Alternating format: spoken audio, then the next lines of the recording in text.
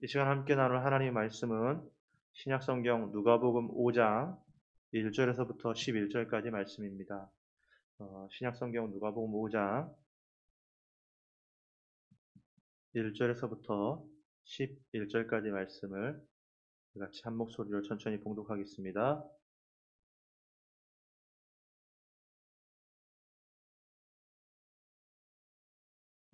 네, 우리 같이 한 목소리로 읽습니다. 무리가 몰려와서 하나님의 말씀을 들을새 예수는 게네사렛 호숫가에 서서 호숫가에 배 두 척이 있는 것을 보시니 어부들은 배에서 나와서 그물을 씻는지라. 예수께서 한 배에 오르시니 그 배는 시몬의 배라. 육지에서 조금 떼기를 청하시고 앉으사 배에서 무리를 가르치시더니 말씀을 마치시고 시몬에게 이르시되 깊은 데로 가서 그물을 내려 고기를 잡으라. 시몬이 대답하여 이르되 선생님, 우리들이 밤이 새도록 수고하였으되 잡은 것이 없지만은 말씀에 의지하여 내가 그물을 내리리이다 하고 그렇게 하니 고기를 잡은 것이 심이 많아 그물이 찢어지는지라. 이에 다른 배에 있는 동무들에게 손짓하여 와서 도와달라 하니 그들이 와서 두 배의 채움에 잠기게 되었더라. 시몬 베드로가 이를 보고 예수의 무릎 아래에 엎드려 이르되 주여 나를 떠나소서 나는 죄인으로소이다 하니 이는 자기 및 자기와 함께 있는 모든 사람이 고기 잡힌 것으로 말미암아 놀라고 세베대의 아들로서 시몬의 동업자인 야고보와 요한도 놀랐음이라. 예수께서 시몬에게 이르시되 무서워하지 말라. 이제 후로는 내가 사람을 취하리라 하시니 그들이 배들을 육지에 대고 모든 것을 버려두고 예수를 따르니라. 아멘. 오늘 말씀은 우리 예수님께서 이제 이 말씀에 나오는 베드로, 안드레, 야고보, 요한을 제자로서 부르시는 장면이 나옵니다. 다른 성경과 같이 보면 이들은 그 이전에도 예수님의 제자였다라고 보여집니다. 그러니까 여기에 보면 예수님께서 베드로의 배에 올라타신 것도 그렇고요. 그리고 베드로의 고백, 5절에 보면 선생님, 우리들이 밤이 새도록 수고하였으되 랍비어 선생님이라고 말했다라는 것도 이들이 이미 그 전에 예수님을 따르는 사람으로서 볼 수 있습니다. 그런데 특별히 이 말씀은 마치 이들이 처음 제자로 부르신 것처럼 그런 느낌이 들지만 그것은 아니고요. 그런데 이 5장 말씀을 통해서 우리가 신앙의 원리들, 몇 가지 발견되는 신앙의 원리들과 예수님의 사역의 방향, 모습들을 우리 같이 잠깐 나누었으면 좋겠습니다. 3절에 잠깐 볼까요? 3절에서 이렇게 이야기하죠. 예수께서 한 배에 오르시니 그 배는 시몬의 배라. 육지에서 조금 떼기를 청하시고 앉으사 배에서 무리를 가르치시더니 있습니다. 우리 예수님의 사역을 보면요. 예수님의 사역은 가르침의 사역이었습니다.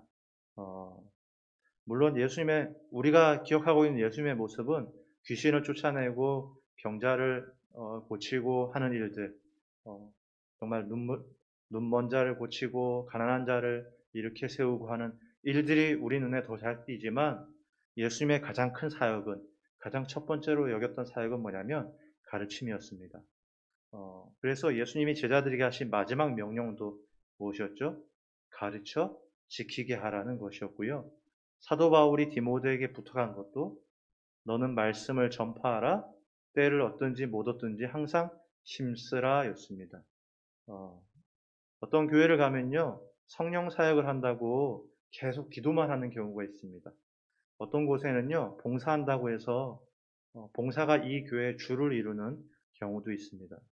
그런데 우리 예수님의 사역을 보면요, 예수님의 사역은 철저하게 가르치는 말씀 사역이었다는 것을, 그것에 힘썼다라는 것을 알게 되는데요. 예수님은 누구를 고치거나 누구를 도와주거나 하고 있지만 목적은 도와주거나 고치는 것에 목적이 있는 것이 아니라 그를 변화시키는 것에 목적이 있으셨습니다. 그래서 실제로 사복음서에서만 말씀이라는 글자, 가르쳤다라는 건 넣지도 않고요. 말씀이라는 글자만 검색해 보면요. 사복음서에 246번이 나옵니다. 그런데 우리가 많이 강조하는 기도에 대한 것을 사복음서에서 보면요. 66번이 나옵니다.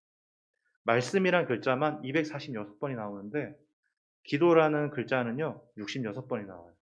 이 기도라는 글자를 신약성경 전체로 해서 비교해 보잖아요. 신약성경 전체로 해서 비교해 봐도요. 이 말씀이란 글자가 얼마나 많냐? 사복음서에 있는 말씀 글자만으로도 신약성경 전체에 있는 기도와 비교했을 때 말씀이란 글자가 100번이나 더 많이 기록되어 있습니다. 사복음서에만 나오는 말씀이라는 단어 하나만 가지고도요. 신약성경 전체에 있는 기도라는 글자를 다 합친 것보다 100번이 더 많다. 그러니까 여기에다가 여러분 신약성경 전체에 있는 말씀과 가르침까지 합친다면 얼마나 많겠어요? 무슨 얘기죠? 예수님의 본 사역은요. 말씀, 가르침이었다라는 거예요. 왜 그러냐면 여러분 성경 말씀에 보니까 믿음은 들음에서 나고 들음은 그리스도의 말씀으로 말미암기 때문인데요. 말씀을 듣고 배우는 중에 그 속에 믿음이 생겨나기 때문에 우리 예수님이 하신 사역은요. 병자도 고치고 가난한 자도 도와주고 어려운 이들도 도와주고 많은 일들을 했지만 그것의 궁극적인 것은 뭐예요? 그것을 통해서 그를 가르쳐갖고 그를 변화시키는 것에 목적이 있었다는 거예요. 무엇으로 변화돼야 돼요? 믿음으로. 그래서 여러분 장사꾼은요. 이익을 위해 살아가는 사람이죠. 만일 장사꾼이라고 하면서 이익을 추구하지 않는다면 그 사람은 장사꾼은 아니에요. 학자는요. 지식을 갖고 살아가는 사람이에요. 만일 학자가 지식이 없다면 또한 지식을 추구하지 않는다면 그는 학자는 아니에요. 정치인은 권력을 추구하는 사람이죠. 그럼 성도는 무엇으로 살아가는 사람이죠?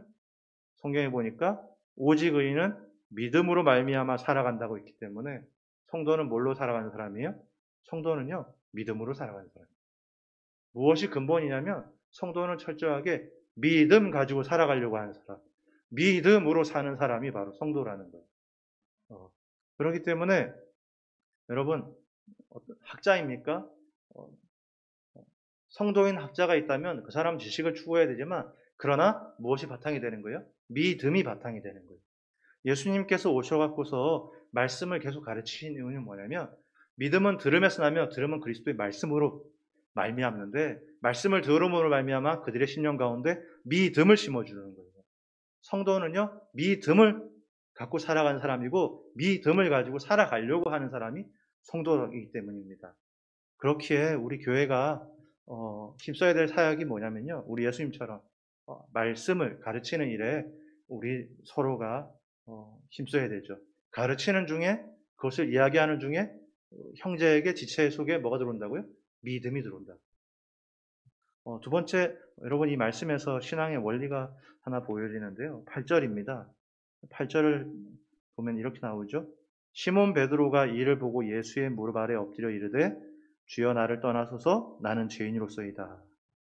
이 8절에 있는 말씀이 사실은 시몬 베드로의 전환점입니다. 왜 그러냐면요. 이 말씀을 자세히 보면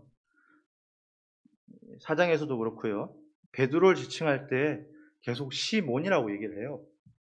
실제로 이 시몬이 베드로가 될 때는 예수님께 주는 그리스도시요 살아계신 하나님의 아들이십니다 라고 고백했을 때에 예수님께서 그것을 칭찬하시면서 너는 베드로다, 너는 반석이다 하고는 이름을 바꿔주시잖아요. 그 이전에는 이제 베드로가 아니었는데 실제로 이 상황에서 이 사람의 이름은 시몬이 맞아요. 그러니까 누가복음에서는 계속 시몬의 집에서 시몬이라고 계속 나오는데 8절에 시몬 베드로가 이를 보고 예수의 무릎 아래 엎드려 이르되 주여 나를 떠나소서 나는 죄인으로소이다 하니 시몬이 이 고백을 할 때 성경 기자가 이 사람 이름을 뭐라고 기록한다고요? 딱 여기서만 시몬 베드로라고 고백한다는 거예요. 여러분 우리가 보면은 5절에도 시몬도 마찬가지예요. 5절에도 보면은 시몬이 대답하여 이르되 선생님 우리들이 밤이 새도록 수고하였으되 잡은 것이 없지만은 말씀에 의지하여 내가 그물을 내리리다 하고 있어요. 5절까지 시몬이 보는 예수님은 어떤 분이에요? 선생님이에요. 참 능력 있고 잘 가르치시고 능력 많으신 그러나 선생님이었어요. 그런데 물고기가 그물이 찢어질 만큼 물고기가 잡히는 기적을 체험하고 보니까 시몬이 뭘 깨달았어요? 이분이 선생님이 아니라 주님이라는 걸 깨달은 거예요. 베드로는요, 예수님을 능력 많은 선생님. 이 당시에는 충분히 가능한 얘기죠. 구약에 있는 선지자들의 이야기들을 보면은 많은 능력과 이적들이 나왔어요. 그러니까 여러분, 구약에 있는 선지자들과 예수님의 차이점이 뭐냐면요. 구약에 있는 선지자들도 많은 이적을 했고요. 예수님도 많은 이적을 행했어요. 차이점이 뭐죠? 앞에 선지자들의 이적은요. 그들이 언제든지 하고자 해서 되는 것이 아니라 하나님의 특별한 은혜가 임할 때만 그 일들이 일어났죠. 모세는 많은 이적을 행했어요. 반석에 물을 쏟게 했는데도 보면 모세가 반석에 물을 쏟게 하려고 한 게 아니라 하나님의 은혜가 임하면 물이 솟는 거였어요. 그렇죠? 하늘에 비가 내리는 문제 때문에 엘리야가 비를 구할 때에 하나님께 은혜를 구하는 기도를 했을 때 비가 내렸어요. 그런데 예수님은 어떻게 해요? 예수님은 당신이 원하실 때 그 일들을 하는 거예요.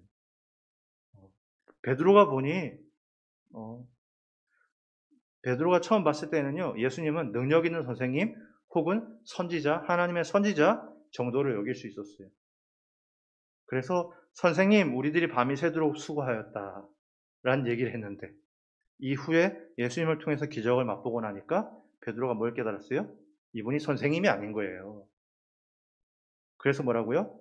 8절에 시몬 베드로가 이를 보고 예수의 무릎 아래 엎드려 이르되 주여 나를 떠나소서 나는 죄인이로소이다.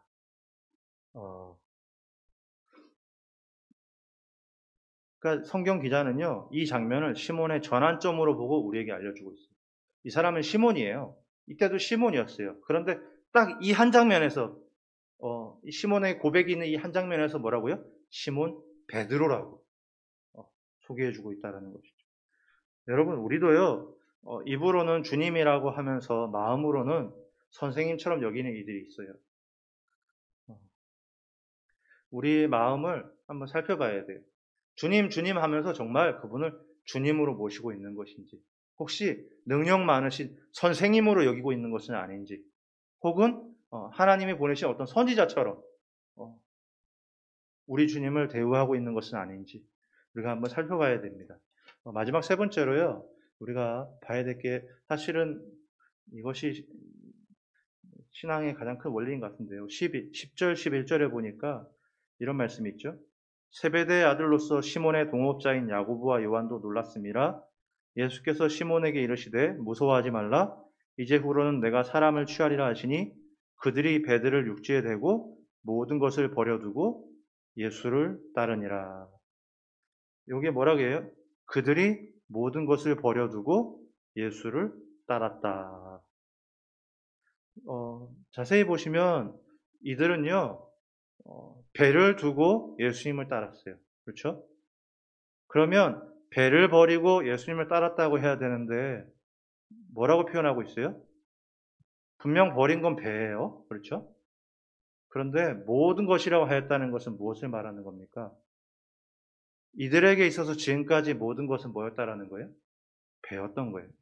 이들에게 있어서 삶의 목적은 삶의 기쁨을 주는 가장 큰 기쁨을 주는 것은 무엇이었다라는 거예요? 배였다라는 거예요. 여러분, 또 이 말씀에서 보면 이들이 모든 것을 버려두고 그들이 배들을 육지에 대고 모든 것을 버려두고 예수를 따랐는데 물론 이곳에는 그 모든 것 중에 하나가 배에서 얻은 그 물고기들도 포함되어 있습니다만 그런데 우리가 봐야 될 것은 그것이죠. 그래서 베드로와 이들이 정말 배를 버리고 예수님을 따랐냐? 아니에요. 나중에 가보면 이들이 다시 돌아와서 배의 일을 하고 있죠. 또 배를 타고서 그것을 이용하죠. 그러니까 우리가 이 말씀에서 보면 그들이 배들을 육지에 대고 모든 것을 버려두고 예수를 따랐다. 우리가 주님을 따르는 것은요, 모든 것을 버려야 돼요. 분명히 우리가 주님을 따를 때는 모든 것을 버려야 되는데, 그러니까 과거에 그런 이단들이 그런 거 얘기 많이 했죠. 우리 기억나신지 모르는데 92년도에요. 다미성교회라고 있었죠. 92년도 10월 28일 날 주님 오신다고 시한부 종말론을 주장하면서 10월 28일 주님 오신다고 하면서 세상을 이제 시끄럽게 했던 적이 있었는데요.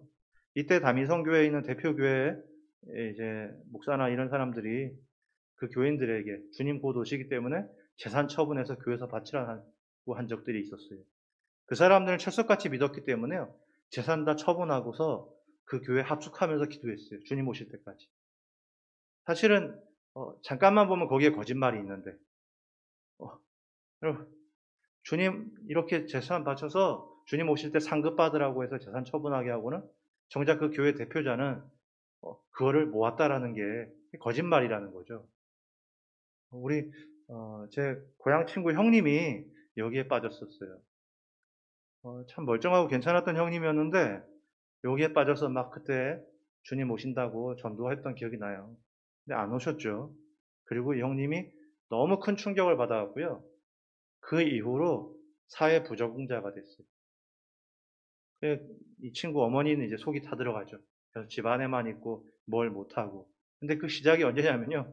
이 다미성교회에 여기에 가입하고서 열심히 있게 정말 자기의 모든 걸 다 쏟아부어서 열심히 있게 하고 났는데 보니까 그게 가짜라는 게 드러나고 나서 그 충격에 아직까지도 지금 힘들어하거든요.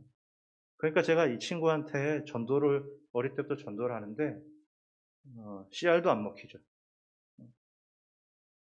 형님이 이런 곳에서 완전히 폐인이 되다시피 해서 지금 살아가고 있는데 이게 여러분 사실 이렇게 잘못되게 가르치는 사람들이 있어요. 모든 것을 버려야 된다 그러면서 갖고 있는 모든 것을 처분하려고 해요.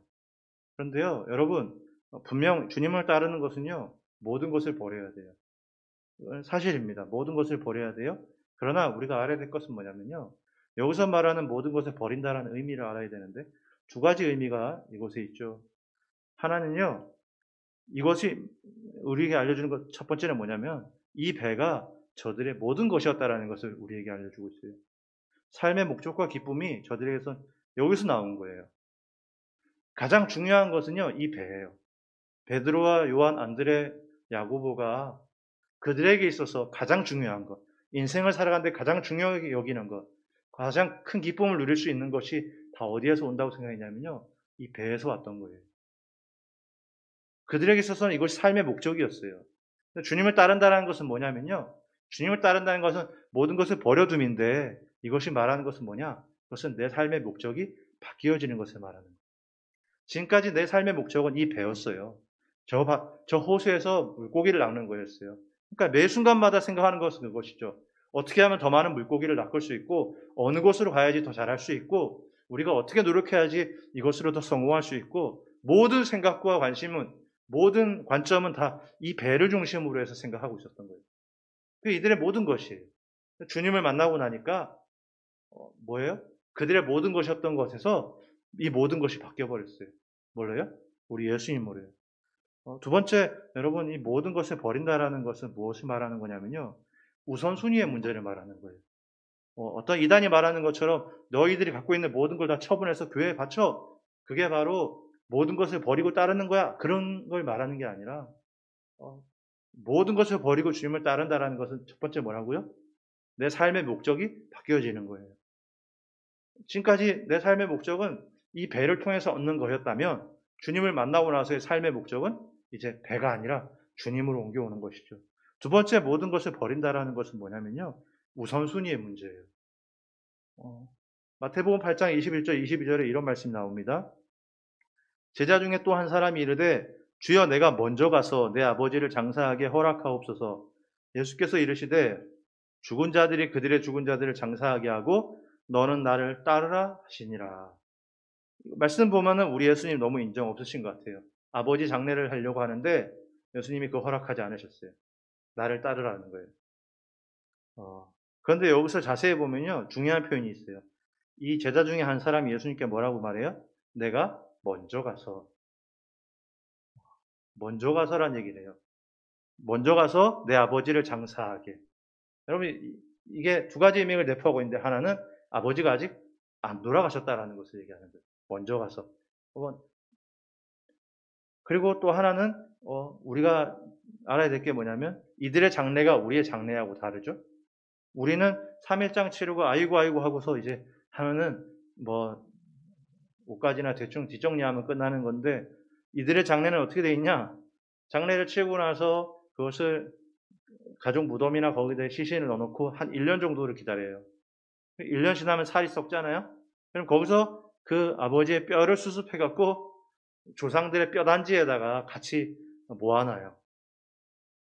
그러니까 이들의 장례를 치른다는 것은 이것까지 포함되어 있는 거예요. 1년 동안 그것을 기다리고 그것을 아버지의 뼈단지를 해갖고서 같이 모으고 하는 이것까지 다 포함되어 있는 거예요. 그런데 이 사람이 문제는 뭐냐면요. 내가 먼저 가서 먼저라는 말을 했어요.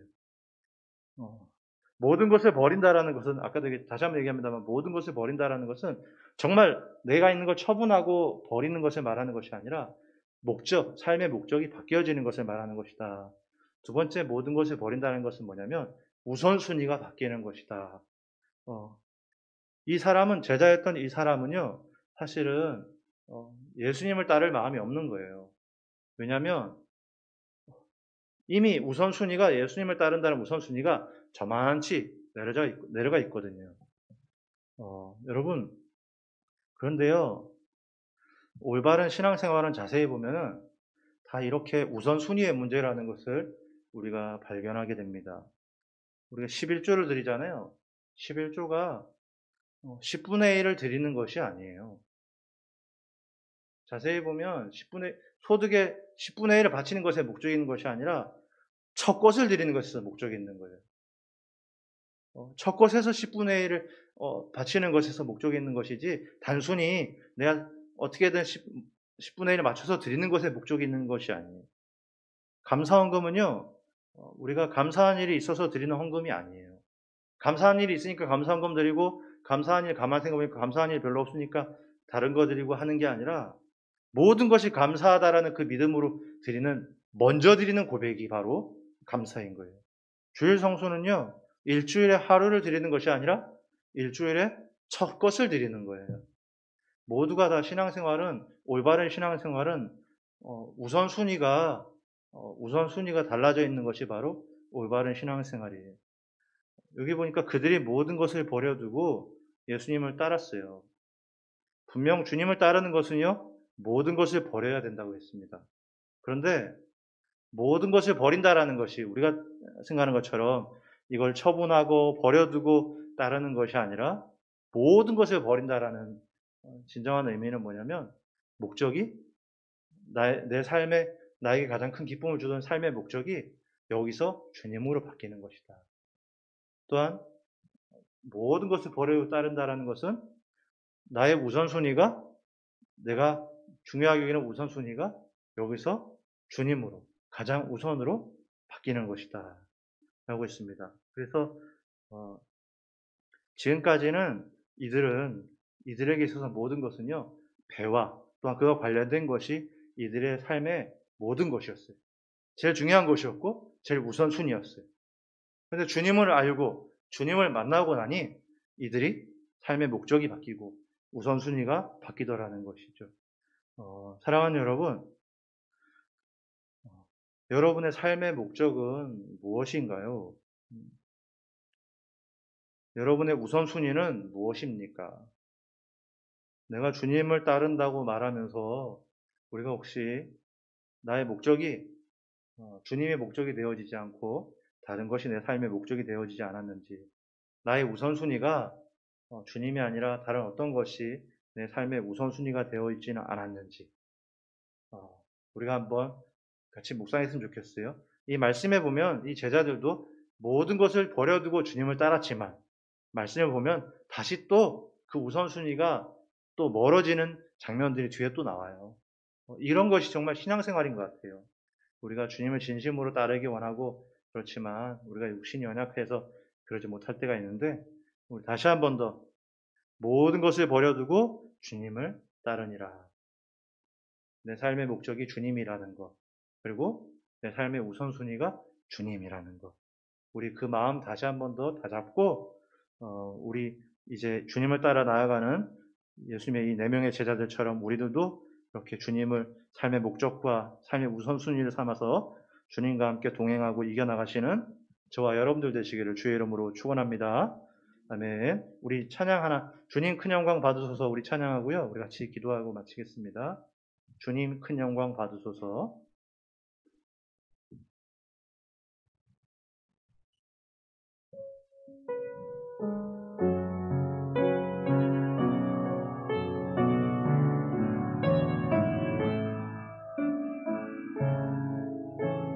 주님 큰 영광 받으소서. 홀로 찬양 받으소서. 모든 이름 위에 뛰어난 그 이름, 온 땅과 하늘이 다 찬양해. 겸손하게 우리 무릎 꿇고 주 이름 앞에 영광 돌리세. 모두 절하세 독생자 예수. 주님께 찬양 드리리. 영광과 존귀와 능력 받으소서. 받으소서. 영광과 존귀와 능력 받으소서. 받으소서.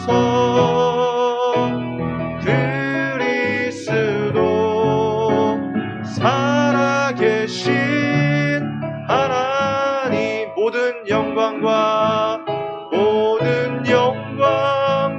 존귀와 능력 받으소서. 받으소서.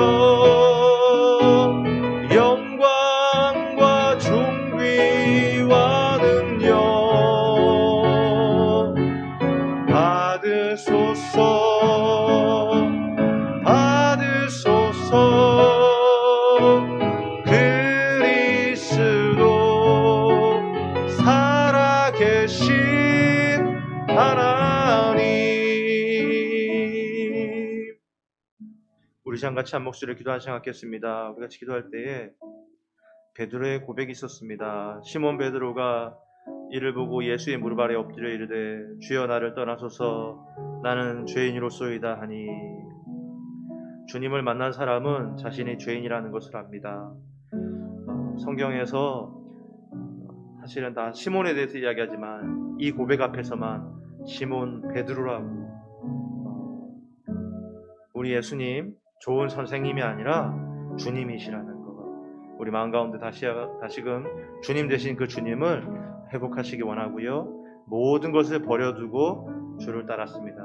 주님을 믿고 따른다는 것은 모든 것을 버리는 것인데, 그것은 정말 사람이 생각하듯이 어떤 것을 버리는 것에 있는 것이 아니라 목적이, 내 삶의 목적이 주님으로, 내 삶의 우선순위가 주님으로 바뀌어지는 것이 바로 주님을 따르는 것, 온전히 버리고 따르는 것임을 기억하면서 주님, 내 삶의 목적과 삶의 이유 되신 우리 주님 따라 나도 주님을 쫓아가겠습니다. 주님과 동행하겠습니다. 주님 우리를 이끌어 주시고 인도하여 달라고, 오늘 삶과 시간 가운데 함께해 달라고 이 시간같이 한 목소리로 같이 기도하겠습니다. 살아계신 하나님, 사랑하는 하나님 은혜 감사드립니다. 이 저녁 시간 가운데도 함께하여 주사 주님, 베드로의 고백이 나의 고백이 되게 하사 주여 나를 떠나소서 나는 죄인입니다 라고 고백했던 고백이 아버지와 베드로의 고백이었고 우리의 고백임을 믿습니다.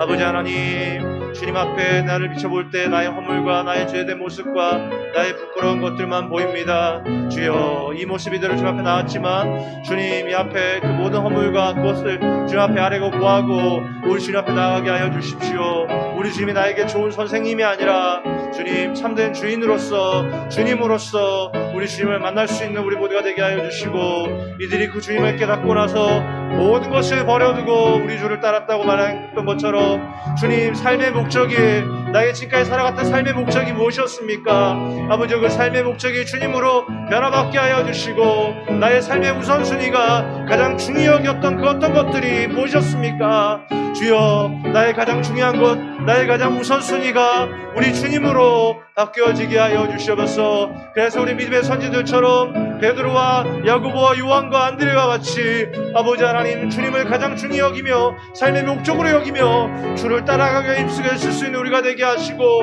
주님 우리와 함께 하여 주사 우리의 걸음걸음과 우리의 신앙생활의 여정 가운데 주님 동행하심으로 승리하며 이겨나갈 수 있는 우리 모두가 되게 하여 주시옵소서.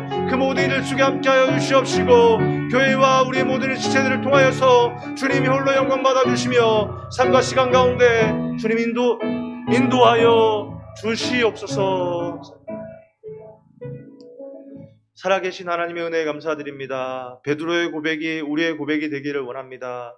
주여, 나를 떠나소서 나는 죄인이로소이다 라는 고백 앞에 성경 기자는 그의 이름을 그때 비로소 시몬 베드로라고 밝히는 것을 보게 됩니다.